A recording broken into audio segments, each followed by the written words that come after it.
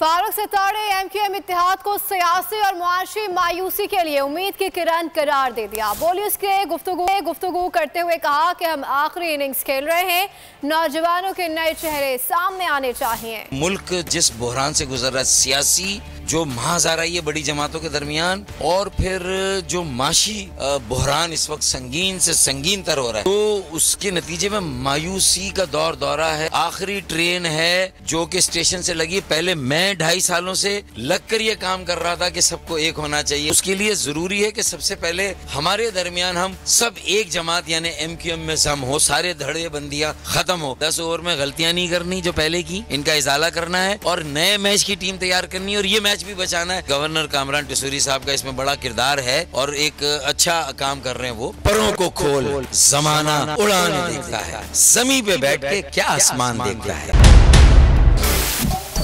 सबसे बड़े चैनल बोल न्यूज के एंकर मखदूम शहाबुद्दीन के प्रोग्राम अब बात होगी ने रेटिंग के तमाम रिकॉर्ड्स तोड़ दिए। मैं हूं मखदूम शहाबुद्दीन और आप देख रहे हैं अब बात होगी। 46% नाजरीन ने बोल न्यूज को देखा।